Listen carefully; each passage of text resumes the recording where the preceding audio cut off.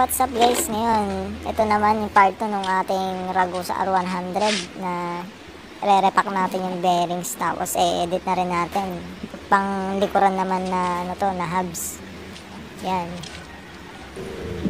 Ito nga pala guys, na-edit ko na to. So, bubuksan na lang natin ulit para mapakita sa inyo kung paano mag-edit. Kunin lang natin 17. Pangontra sa kabila, tapos 17 ulit para sa kabila para mabuksan natin. Tanggalin lang natin tong bolt, tapos dun sa isa guys 15, pero kung ano lang naman kung mahigpit, pero yung sa akin kasi maluwag na rin yan, tsaka hindi ko na pinapakahigpit yan pag binabalik ko na yan. Tanggalin lang din natin yung isa. So, pag natanggal na natin guys, yan, pupukpukin natin dito sa kabila. Pero hindi lang basta pukpok. Siyempre, gagamitan niya natin ng basahan. Dahil pag pinukpok niyan, ang ng mano-mano, masisira yung entrance ng thread niyan. Yan, gamitan na ng basahan. Yan, tapos hugutin nyo na yan. Yan, yan. So, kung makikita nyo guys, nakikita nyo ba yung lock ring na yan, ayan, o, yung may lubog na yan. Yan, yun, yung gatla, tsaka yung sa kabilaan yan. Yan, pupukpukin natin yan. Ang pagpukpok nyan guys, yung thread na pahigpit ang paluwag nyan. Clockwise, yan, susundutin nyo na ganyan. So guys, since ako nabuksan ko na to, meron kasing special tool talaga yan na bibili sa, sa market na pre-hub body remover. Yan. Kaya sa akin, hindi ko na masyadong pinapakahigpit. Pero yung syempre, yung sure mo pa rin yung pagkalak. Yan, tapos pwede mo nang kamayin yan kung maluwag na. Ganyan, sundutin mo pa ulit. Para, basta yan, clockwise lang yung paluwag niya. Yung tipong parang pahigpit. Yan, tapos pwede mo nang hatakan yan. So guys, yan, pagka matatanggal nyo na, dahan-dahan lang sa pag-angat yan, baka may sumamang bulitas. So ayan, yung mga bulitas nyan. So bali sa akin, nabilang ko yan, 25 pieces yan. Mga bulitas na yan. Tapos magre-ready pala ng basahan sa ilalim dahil mamaya malaglagan kayo. Sayang yan. Yan, tapos sa pag-angat din, dahan-dahan din dahil may mga bulitas dyan na nakaiwalay yan, no, sa baba. Sa pagkakabilang ko, 25 pieces din yan. Ayan, nakikita nyo ba yan? No? Nagkahiwa-hiwalay na. Yung sa pre-hub body, okay lang dahil dahan-dahan lang kasi meron namang gatla. Ayan, tulad niya, may dalawa sa ilalim. Oh. Dahan-dahan. Kuhanin na lang natin para sure. Ayan, lagdag na lang natin na ganyan. Oh. Ayan, dahil meron naman dun sa itaas na parang bahay ng bearing. Kaya, iwan na lang natin na ganyan yan. Tapos lilinisin natin ito dun sa painting na ready natin. Saka ito guys, gumamit kayo ng ganito, tweezer, para mas mahawakan na maigi yung mga bulitas. Laglag na lang yung lahat para swak. Ganyan lang. Tapos lilinisin natin mamaya. Pati yung sa pre-hub body na rin pala para hindi rin natin no? Ilagay na rin natin para sure paglalaglag na lang na ganyan. So yan guys, gagamit tayo ng brush panglinis sa mga gamit natin dito. Ayan, unahin natin yung pre-hub body, linisin nyo. Ayan, fast forward na natin to guys para mabilis.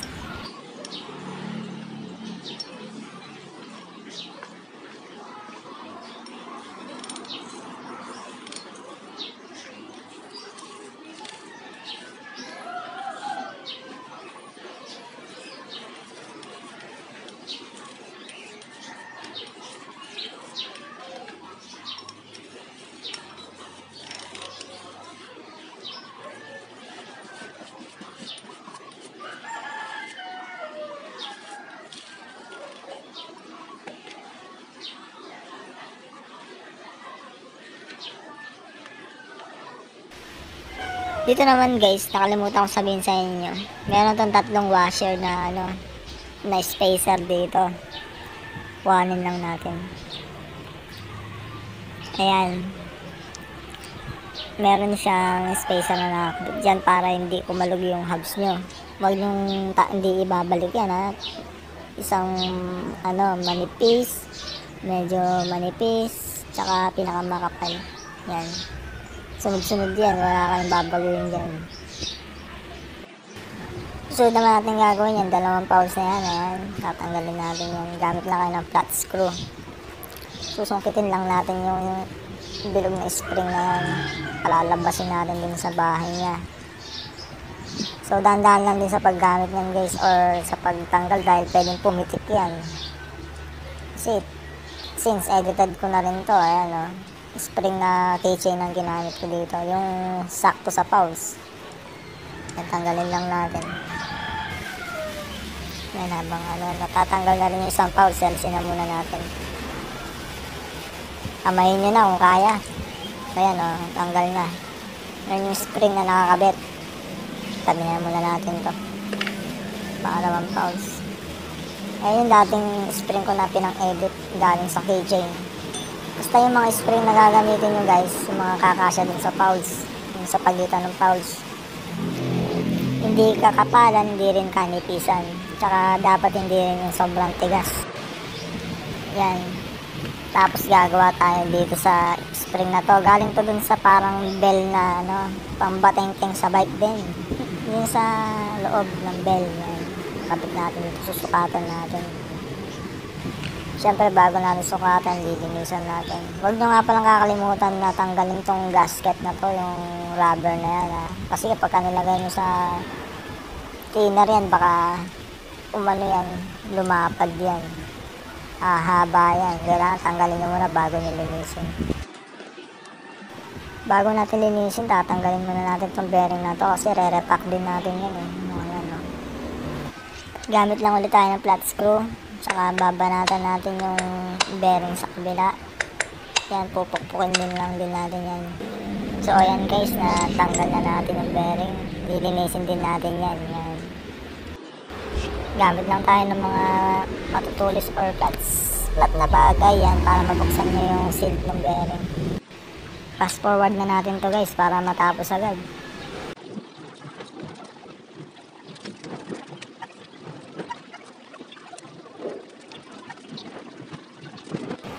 So ito guys, gagawa na tayo ng ating panibagong spring.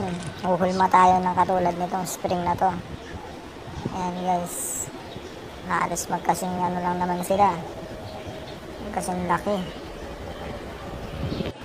Gagamit tayo ng long nose para kumuha ng hulma ng circle dito sa spring. So yan, pwede nyo rin sukatan para makuha nyo yung saktong pagkabilog. Kung nalilito kayo kung kasya ba yung spring, kumuha kayo isang pawls. Sukatin nyo sa gitna ng pawls. Yan. Nakakagalaw ng smooth yung pawls. Yan, yan. After nyo makapagsukat yan, iikot nyo na yan. Nakikita nyo ba yung parang pinakagitna na yan, yung Doon nyo siya, kumuha na kayo ng pagpuputulan nyo dyan. Markahan nyo na. Tsaka natin ngayon puputulin. Yan. So, bali, hindi ko pinakaikli. Naglagay pa rin ako ng pasobra dyan, guys. Hindi natin masusure yan dahil parang sa tingin ko mahaba-haba pa yan. Tsaka yung mga gantong spring, huwag niyong pinupukpok. Kasi pag pinupukpok niyo yung mga ganyan, nagkakaroon ng crack yan dahil asero yan. Hindi yan basta bakal lang. So, ayan, bibilugin na natin siya, guys. Fast forward na rin natin to para mabilis.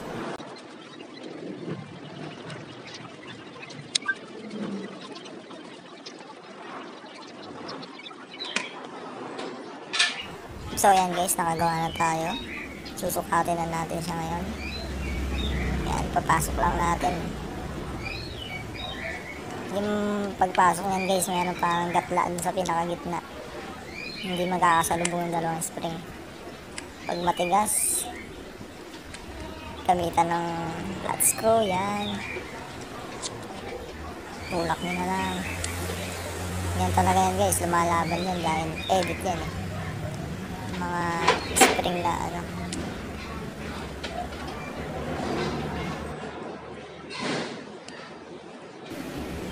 Yan, bali guys, pumasok na siya. Oh. Kita nyo, bilog na bilog. Try natin isang pulse. Pagsuksok ng pulse, pweste nyo lang yung pulse. Tutungkabin natin ang flat screw. Yung spring. Pag nakakat yung spring, tulak mo yung pulse. Yan. Kabila naman, ganun din. Pweste yung pulse. Iaangat ang spring. Tapos itutulak na yung pulse. Yan. Pasok na. Smooth guys. Pero lilinisan pa natin yan. Lalagyan pa natin ng grasa yan. Sound check natin. Tingnan natin kung anong magiging tunog. Yan siya guys. Oh. Pumipitik yung dalawang pulse. Ganyan nag-work yung prehab niya. Mas smooth pa yan pag may bulitas na. Yan o, smooth na smooth yung galawan niya.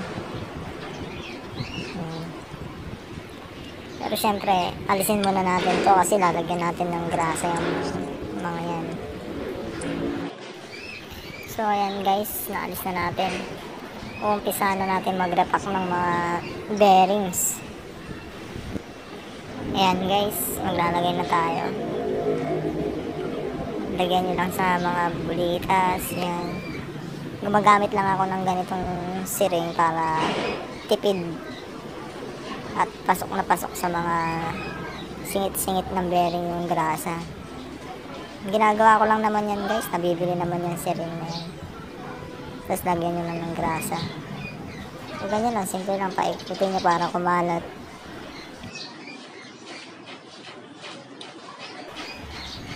Yan, kasi kalat nyo, nagdagan nyo pa kung kulang. Yan.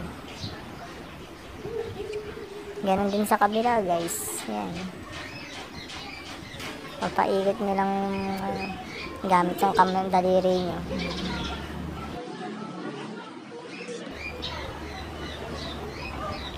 Tapos pagka try nyo, ikot-ikot nyo para matry nyo kung okay. Kung smooth na yung kanyang galaw. Ayan o. At lalo na kumalat. Ayan. Tapos pagtapos na, pwede nyo nang takpan.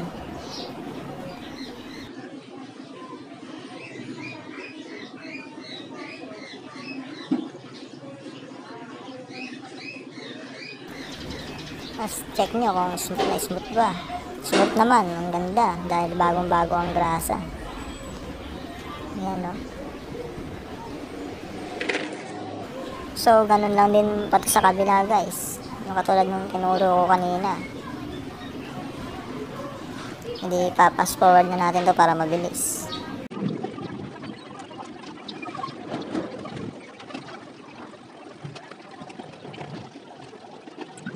So, ayun guys, tapos dito naman tayo sa prehab natin.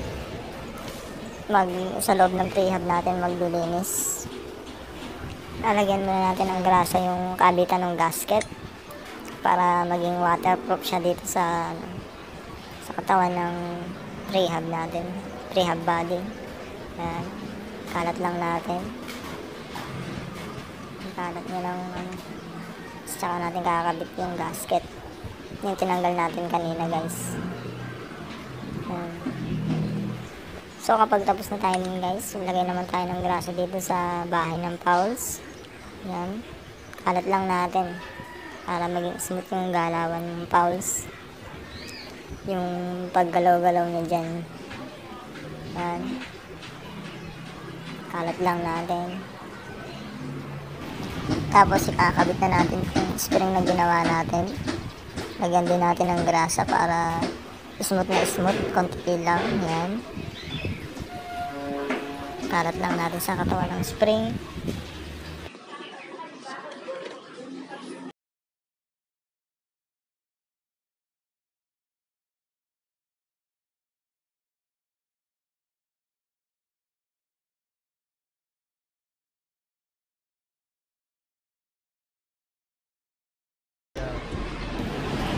Pwesto ng fowls. Tapos kuha ng flat screw. Tabi sa fowls, tungkabi ng spring. At itulak ang fowls. Yan. Ayusin lang yung spring para lumapat. Yan. Ganun din sa kabila. Pag hanatak niya, tatayo yan. Oh, di ba? Kaya ganyan yung mangyayari kapag may fouls na sa kabila. Pareho na sila nakatayo. Dagdagan natin yung grasa. Ayan, konti lang. Ikalat. Ayan. Pwesto ng fouls. Itong kabilang spring. At itulak ang fouls. Ayan. Pwesto. Ayusin yung spring. Iyan. Diba? Ayan. Nakapwesto na yung mga fouls. Lumalaban na ng smooth. Diba? Yan, no? Kailangan pantay na pantayan dyan sa pagka-circle ng prehab body, guys. Kasi kapag hindi magpipriwel na matagal yung mga prehab body nyo. Ang ganyan, kailangan dapang-dapa yan, naidadapa pa. Try natin. Ayan, o, yung ganyan. Ayan, guys, o. Oh, smooth na smooth. Mas mag-i-smooth pa yan kapag nailagay natin yung, yung bulitas. Saka may grasa. So, ayan, guys. Magkakabit na tayo ng mga bulitas. Iisa-isay na natin. Papatuyuin muna natin dito sa basahan. So, ayan, bago natin kabitan ng mga bulitas, lagyan na natin ng grasa yung lakaran ng mga bearing dito sa prehab sa baba. Ayan. Damihan na natin, guys, para ito na rin yung magsisilbing pangkapit niya. Ayan. So, guys, umpisa na natin. Ayan. So, ako, huwag nyo kong gagayahin na ganito, guys, yung maramihan agad. Kasi ako, sanay ako na maglagay niyan, kaya ganyan ginagawa ko, maramihan. Kayo, guys, gawin nyo isahan lang para mas sure at hindi kayo mawawalan ng bulitas. Yan. Yan lang. So, bali ni-split ko na siya, guys, sa tig 25. Nakikita nyo yung ibang bulitas dun nakahiwalay na. Para yun dun sa labas. So, yan, guys, pag natapos nyo na, lalagay na natin yung mga spacer na tinanggal natin. Lagyan muna natin ng grasa sa taas. Ayan, yung pagkakabitan ng mga spacer na, yung pinakita kong tatlong spacer na makapal at medyo makapal, tsaka yung pinakamanipis. Ayan, lagyan na rin natin itong taas ng fouls. Ayan. Ito, guys, yung sinasabi ko. Wala na tayong inibang pwesto dyan kung paano natin siya inalis. Ganun din natin siya ikakabit. Unahin natin itong pinakamakapal. Ayan. Lagyan ulit natin ng grasa sa kapatong niya para hindi sila magkakadikit-dikit. Ang tira-tira kuhanin natin. Ayan. Kalat nyo lang. Ayan. Tapos pangalawa yung medyo makapal. Ayan. Lagyan ulit natin ng grasa para hindi siya magdidikitan ng pinakamanipis. Lagyan natin na, ayan, ito na yung pinakamanipis sa taas. Baligtad pala. Ayan. Lagyan na rin natin ng grasa para talagang sure na smooth. Kasi kakabit na natin yung prehab body. Lagyan na rin muna natin ng grasa yung pagtatakbuhan ng bearing sa baba. Ito, guys, yan. Huwag yung guys, baka dami yung grasa, kalat nyo na lang ng kamay nyo, ganyan. Kasi pagka lagyan nyo ng grasa yung ratchet ng prehab, mawawala yung tunog. Yan, basta konti lang. Para nagpahid ka lang ng kung ano. Basta ganun. Yung tamang magkakaroon lang ng grasang konti. Yung ratchet. Kung gusto nyo lang. Yan, so yan, ikakabit na natin yung prehab. Dahan-dahan lang, guys. Ang technique ko naman dyan, para naman makabit, guys, tupuin nyo yung isang fouls na hindi nyo masasagi yung mga bulitas sa baba. Ayan. Gamitin nyo yung prehab body pang tupi sa isang fouls. Bali parang nakatagilid nun, guys. Tapos ididiin nyo. Ayan, din sa kabila. Ganyan. Yan, tapos isa papasok nyo. Yan. Yan guys, oh. Smooth na smooth, tapos maingay, no? Tapos habang umiikot yan, kakalat pa yung grasa yan hanggang sa lumakas na lumakas yan guys. Gaya ng mga pag-edit. Hindi yung edit na sobrang higpit. Pagtapos guys, naglagay na tayo ng grasa dyan sa loob. Kasi dyan tayo maglalagay ng bulitas ulit, yung 25 na bulitas na nakahiwalay yung sa kanina. And kalat lang natin para kalat na kalat. Yan guys. Pag okay na, maglagay na tayo ng mga bulitas ulit. Uulitin ko, huwag niyong gagayahin kung ginagawa kong sobrang dami. Kasi pwede malaglag din sa butas na yun. O kasi ganyan yung technique ko, nakatagilid para sa gilid lang pupunta yung mga bulitas. Saka meron kasi akong ganitong tweezer na nakapa-slide, kaya nadadakot ko na madami yung mga bulitas.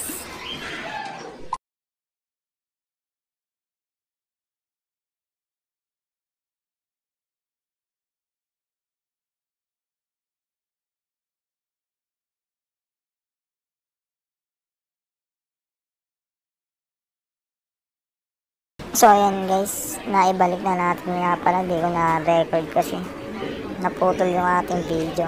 Yung paghigpit nito guys, yung parang pinakapaluwag ng thread Ayan, lalak natin siya ng pokpok para humigpit. Hindi ko na rin na-record na kinabit ko yung isang bearing. Kala ko kasi recording na guys, pasensya na, basta madali lang naman. Alam niyo na siguro ang pagkabit nun. Pakikita ko na lang kung paano ikakabit tong isang bearing kasama nitong axle na to. Yan. Sa part 1 meron tayo ng pagkabit ng bearing. Lagyan na rin natin itong axle para hindi mga lawang. Yan. Pati yung thread, huwag nyo kakalimutan lagyan ng grasa yung thread. Yan. Kasi ito, lagyan rin natin ng grasa to kasi dito kakapit yung bearing para hindi sila mag-i-stack up pagtagal. Yan. Pasok lang natin na ganyan. Tapos pukpukin lang natin ang may basahan to para hindi masira yung thread. Kahit yung mga ganito lang. Yan. Isa pa. Yan. Basta yung mararamdaman nyo lang na fit na siya. Yan. Okay. Pag okay na sa tingin nyo, pwede na yan.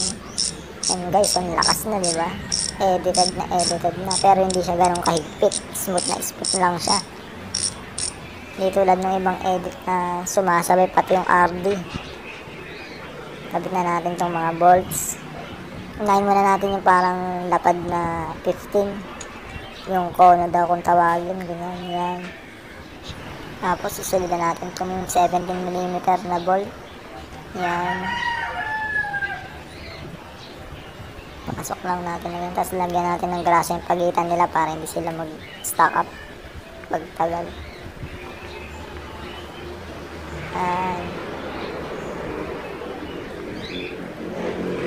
Higpitan lang natin yung tamang higpit lang guys. Hindi naman kakalas yan kapag nasa frame nyo na yun Yan, kunin na natin yung 17mm pati yung pangontra na 17 din sa kabila. Tapos higpitan lang natin yung malaki.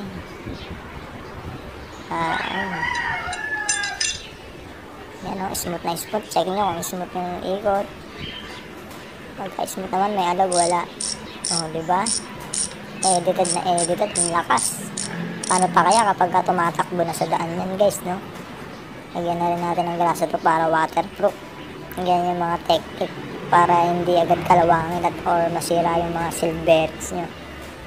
So guys, kung nagustuhan nyo yung mga ganitong video, huwag nyo naman kalimutan ng pa-like, share, and subscribe. Pahit na rin ang notification bell para lagi kang updated sa mga bago kong videos na i-upload.